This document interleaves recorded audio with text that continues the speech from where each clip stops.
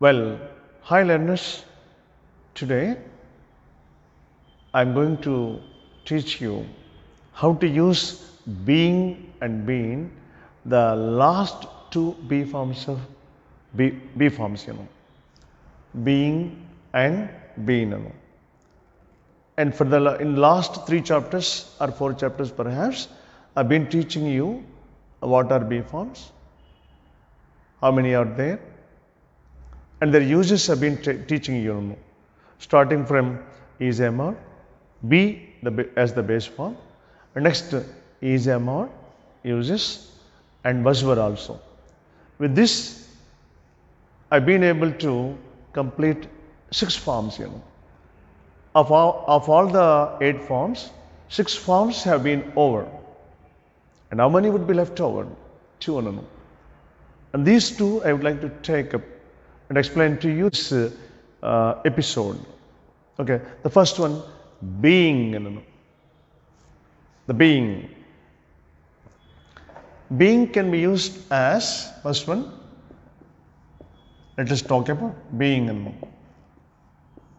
It can be used as a noun, remember, as a noun. And before that we use some more words, I'm a human being, we say. I'm a human being.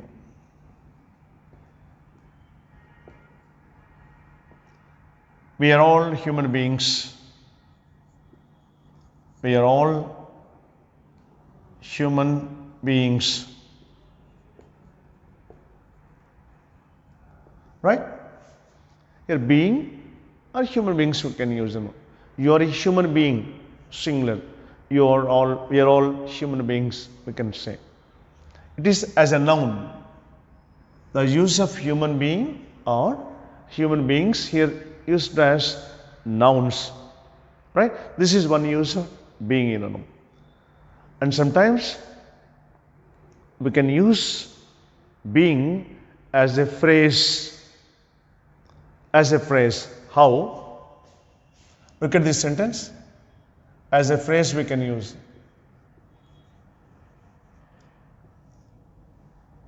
Let me explain to you what is the phrase.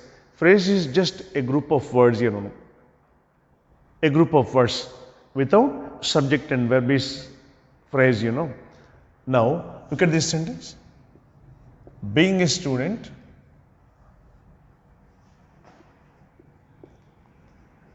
you should not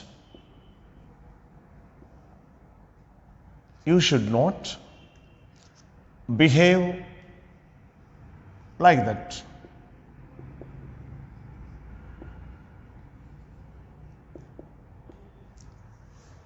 Here, what is the part that begins with being? This one, being a student. Try to observe being as a noun. A is an article and student another noun. This is what is known as phrase here. Try to keep in mind that phrase is just a group of words, There may be more than one, 2, 3, or sometimes 4 words, Being a student, you should not do like that. In this sentence, you should not, let me say, you should not behave like that. In this sentence, you should not behave like that is what is known as main clause. The first part, being a student becomes a phrase, One more sentence, being busy, I could not attend the marriage.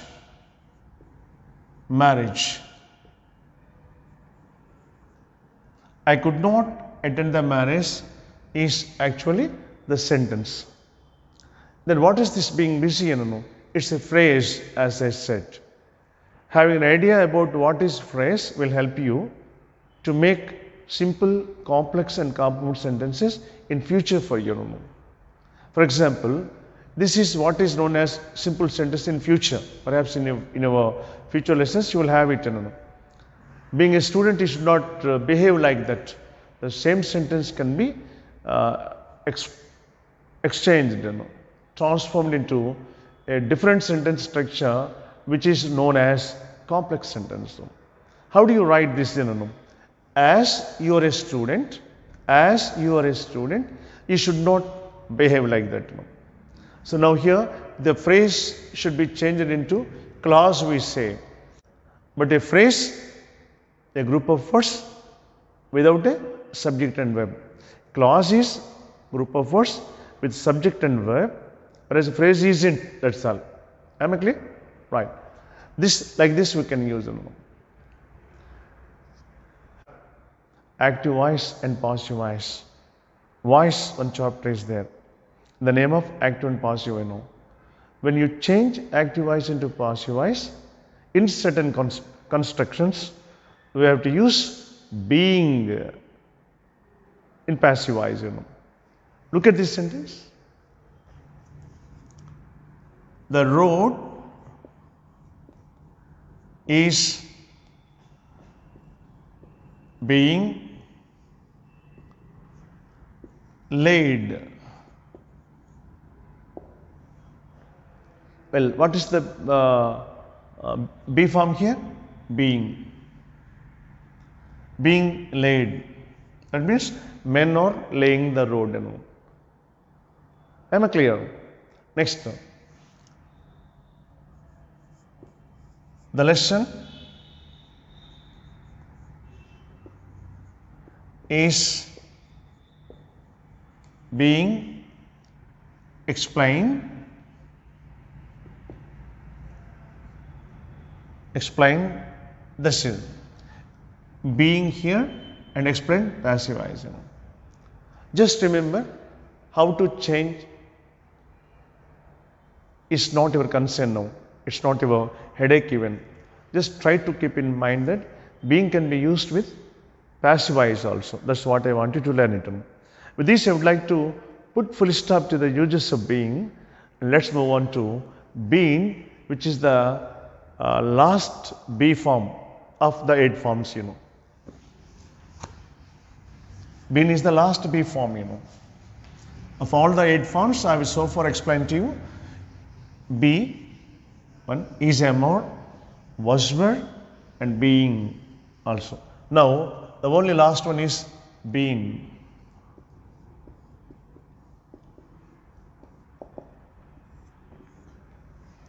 Here, it might perhaps be a bit confusion. It might be a confusion for you to know what is being. I told you already, being is the third form, or if you know grammar well, grammatical verbs, grammatical knowledge, if you have grammatical knowledge, you can say past participle.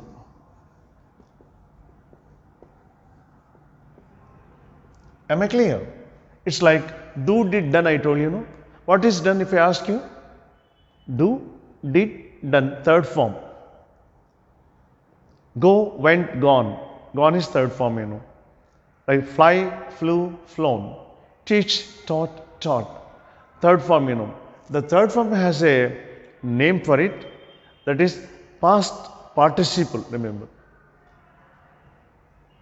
In the name of participle, you have two, present participle and past participle. Now here we can find two, past participle only, third form, Then how to use these tenses, There are 3 tenses for us, Perfect tenses they are, In present you have one, in past you have one, and in future also you have one. They are present perfect continuous tense and past perfect continuous tense and future perfect continuous tense also. Whenever you want to use those tenses in creating that sentence, in its structure, you must definitely use been Without been, perhaps you cannot do that. Now, let me give an example. I have been teaching. Try to concentrate on been only here. Don't get confused how to make this structure. That I will teach you in my advanced lessons when teaching tenses. Okay? Now, been here. In past perfect continuous, it would be I had been teaching. Teaching is same, subject I is same, but the things that are changing are have in present perfect, had in past perfect. Okay, the last one, I shall have been teaching. When I say,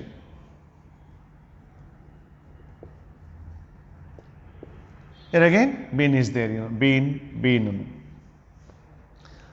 If I ask you, what is constant here? Teaching, teaching, teaching. They are must, because unless there is ing form, it cannot be a continuous tense, right? Next, these B forms, apart from the B forms, the persons are same, This have, had also change differently, The only form that is being constant in all the three sentences apart from teaching is been, and been. I would like you to focus on this, because in a way I would like to highlight this point also. Is been, what are the present tense B forms of been? No, present tense is, past tense was, and its third form was been. So been has no tense at all, remember. Its use is only confined to certain constructions as this, Am I clear for you? Next point. We can use been in certain present perfect continuous. Present perfect continuous I have just told you. In certain present perfect constructions. For example, look at this conversation. We can use being in present perfect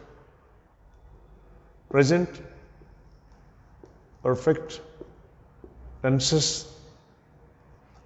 Similarly, past perfect. Look at this conversation. Suppose Ravi is talking, Ravi and Mohan are talking. Ravi is asking, how long have you been? How long have you been a teacher of English?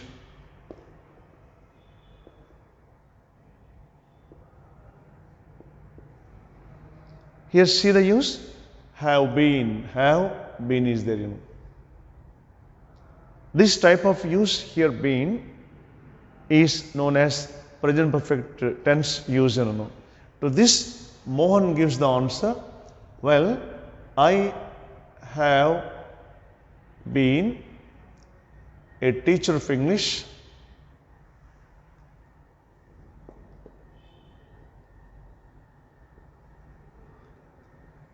for the last 10 years.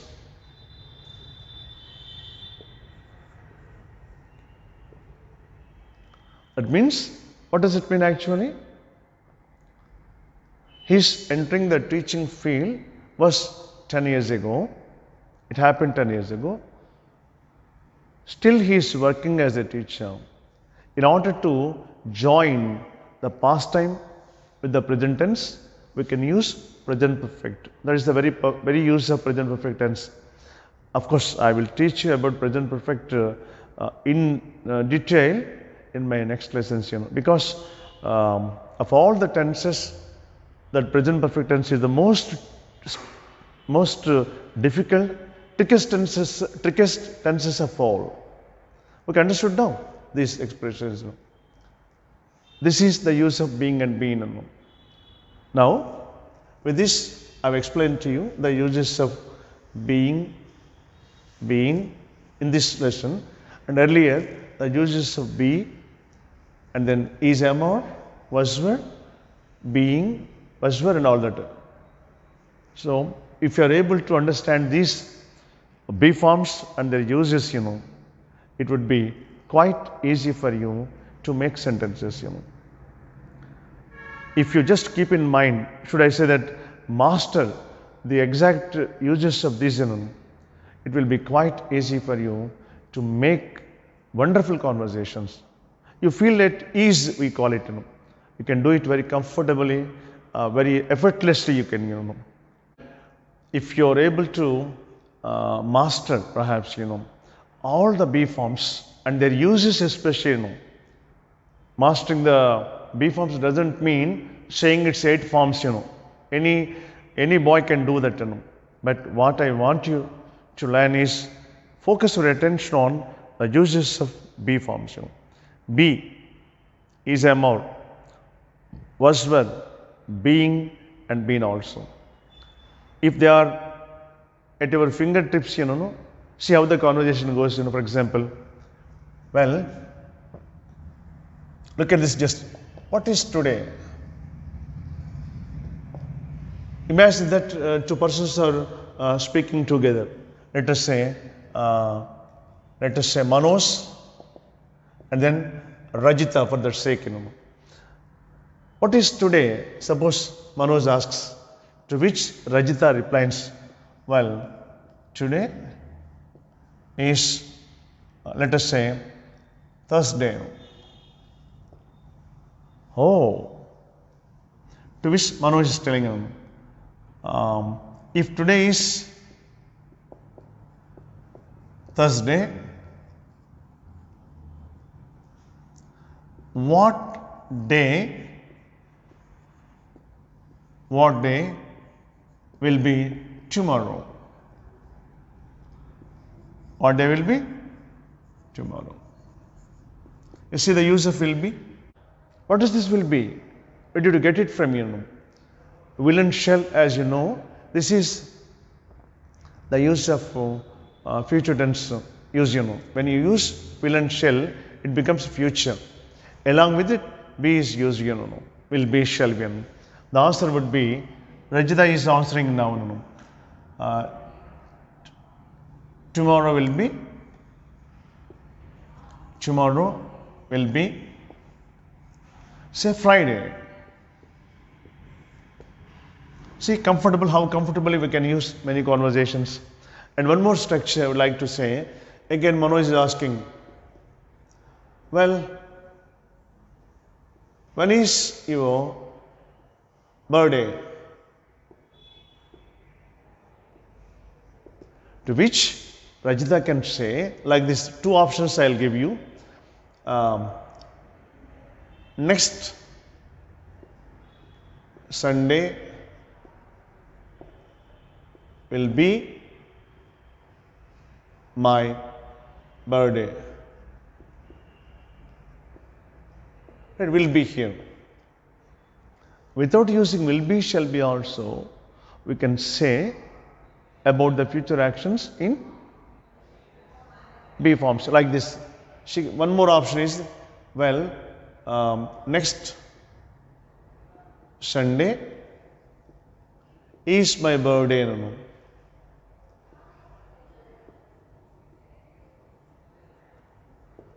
Is here.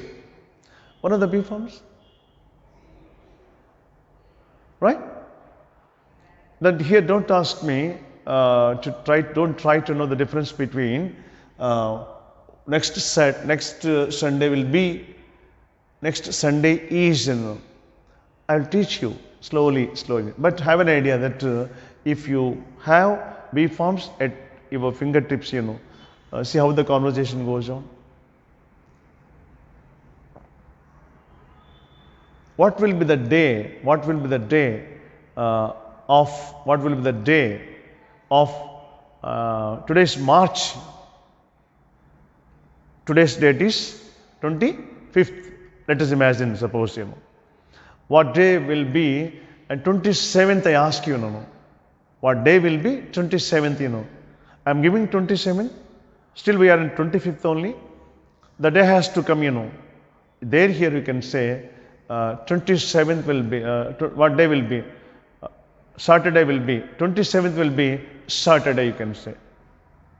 Like this, how you can use very beautifully, Okay. Before I say goodbye to my learners, I want you to pay attention to all this and try to master them. Try to make your own sentences that helps you to master the sentences, to understand and assimilate each and every aspect of it. And in my next class,